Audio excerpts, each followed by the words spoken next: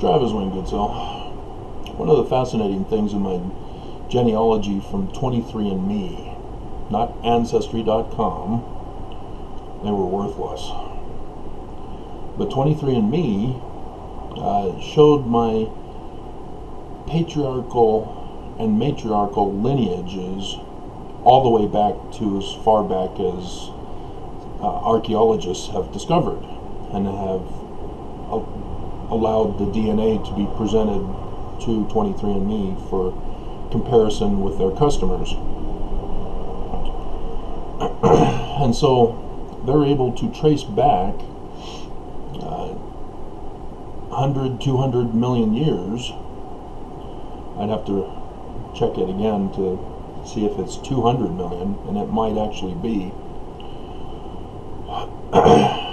of my ancestors originating to specific archaeological finds in Egypt, in Africa. And both the patriarchal and matriarchal lines originate from Africa in Egypt, but at different locations. So the patriarch line is from one archaeological dig site that has been discovered in Africa, and then the other matriarchal from a different archaeological site. And they're able to identify the DNA connection to me through those lines and show that it's the 200 million years ago, which is fascinating. Unfortunately, I don't see any monkey DNA. So all the claims from the theory of evolution still are lacking and should be dismissed, because if they can't make the connection, they can't keep claiming there is one. Theory has to be dropped if they can't replicate it. But I thought I'd check this morning, and sure enough, Pangea was only 200 million years ago, when man fell, according to the Bible story. And so the concept of 4000 BCE, nope, got to get rid of it. Proven untrue. As with the theory of evolution, got to get rid of it, untrue. But it's fascinating how Joseph Smith has legitimate claims of man's origins in North America, in the United States specifically, because everything was all lumped together into one and then branched out. So if you dismiss the idea that Adam and Eve were 4000 BCE, and you go back properly to 200 million BCE, then Joseph Smith's claims have validity.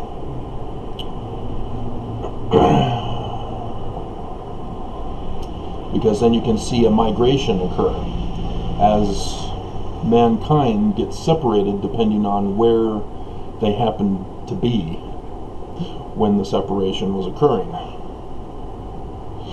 So, quite fascinating. For some reason, I had a larger than number viewership on the last video I did last night. And it's only at 72. I mean, I can refresh the page again, I guess.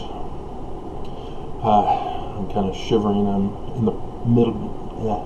in the midst of breakfast, so I finished off the cold cereal that would have gone soggy if I decided to start this video and wait to finish. But 6 likes. 72 views. That's unusual.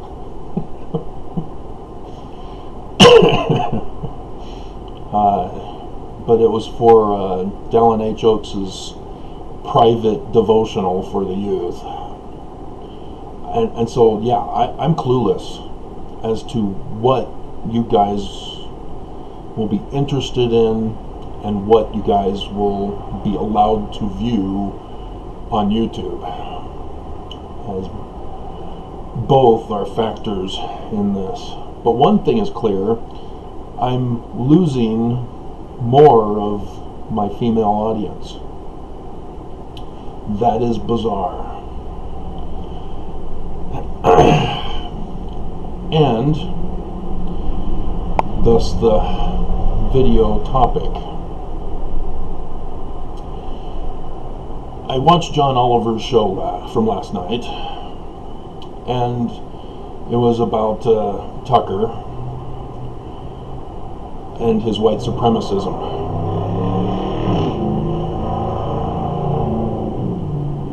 And how Tucker claims to be oblivious to his own white supremacism, that he himself is an abuser. And I was also curious, which was not brought up by John Oliver. He showed a clip of Tucker's where Tucker is trying to show that Ilhan Omar was advocating violence and the destruction of our government, as she talked about the oppression of our government that needed to be stopped. So I clearly understood what Ilhan Omar was saying, whereas Tucker was claiming ignorance and obliviousness.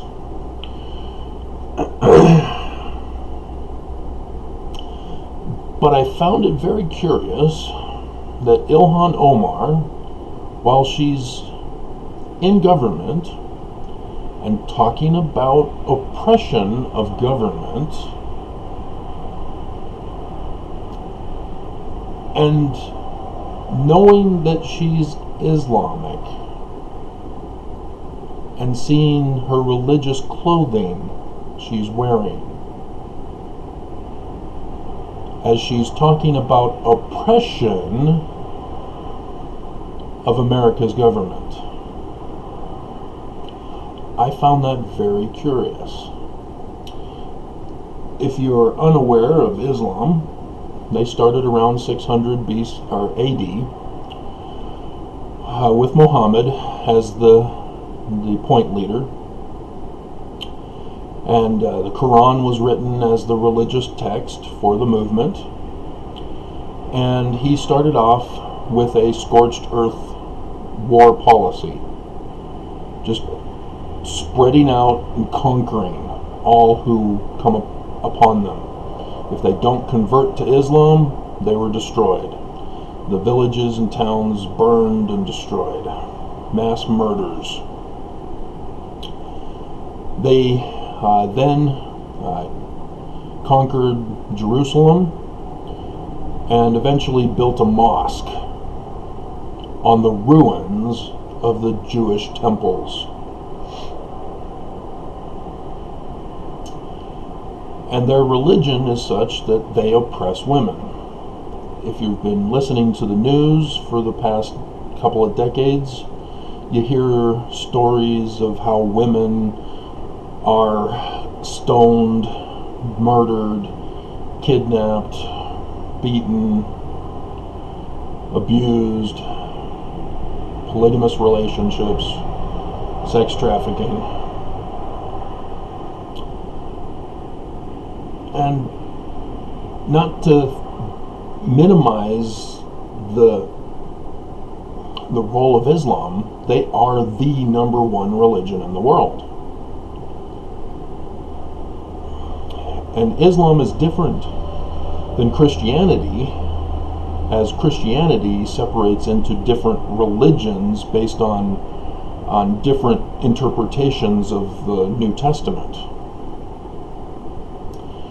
Whereas Islam differs in their approach to interpreting, or not interpreting, carrying out the words of the Quran. I hope I didn't say Torah the first time around. That's the Jewish text. Quran is for Islam. And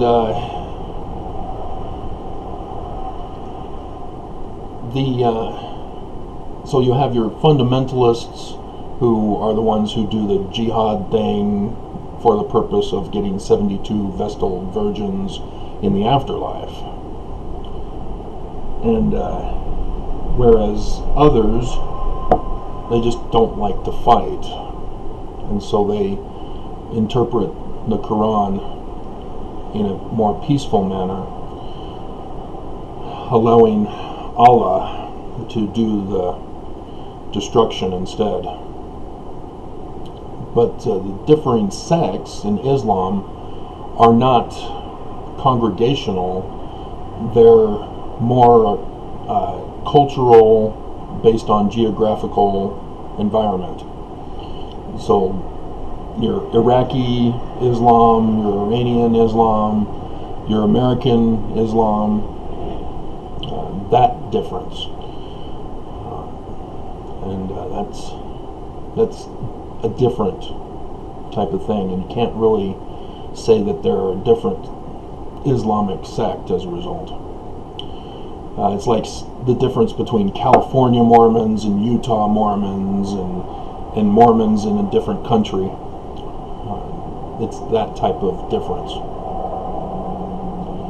And so I found it very odd that a female from Islam, who is among the few fortunate to be in America, where we allow greater freedoms for women, even from our own past.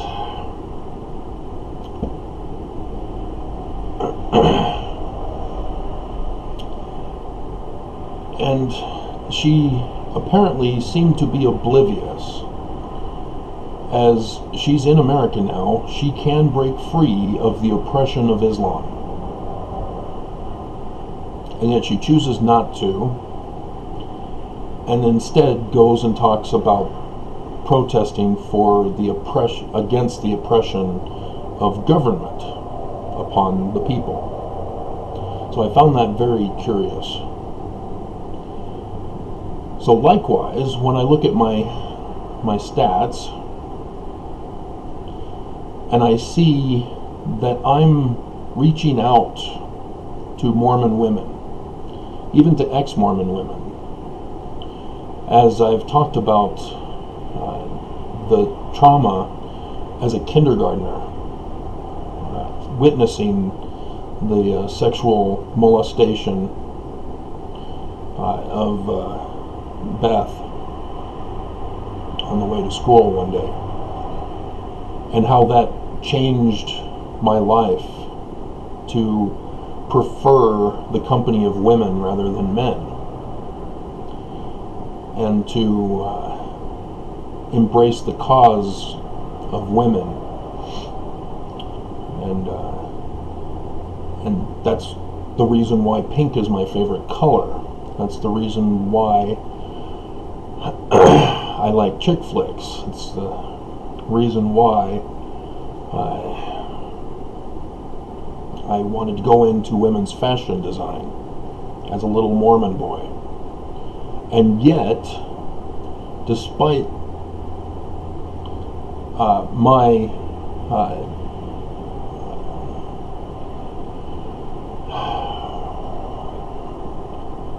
I don't know the right word.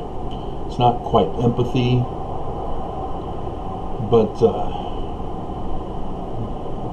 that connection to women is not reciprocated.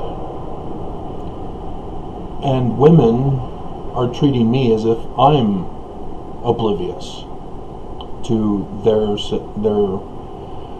condition.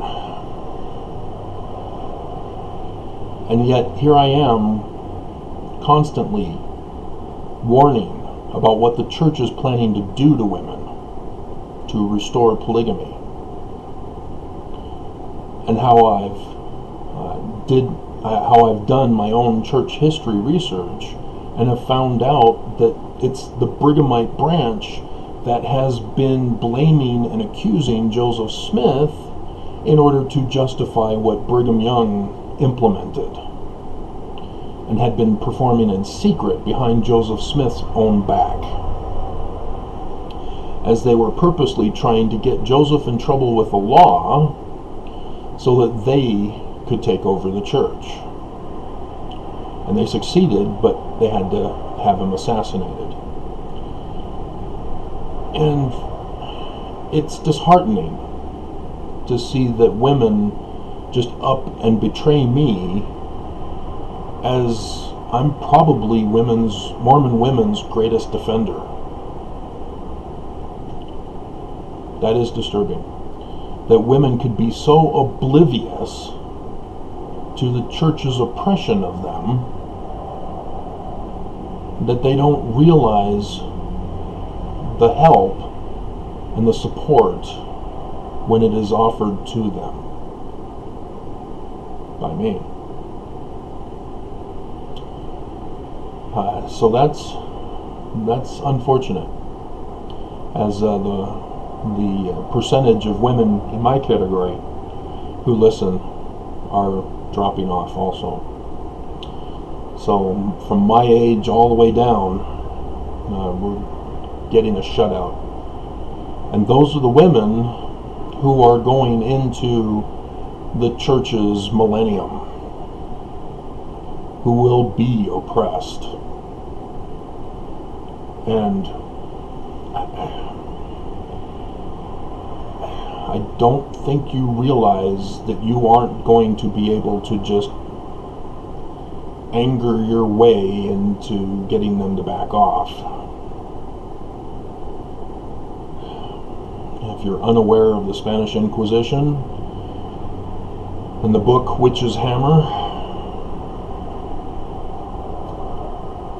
if you're unfamiliar with the Salem witch trials here in America, in Massachusetts, of which an ancestor of the Smiths was involved in. I think it was Grandpa Smith, if I remember correctly. And he was asked to testify for a friend or a brother-in-law against his wife and another woman for witchcraft.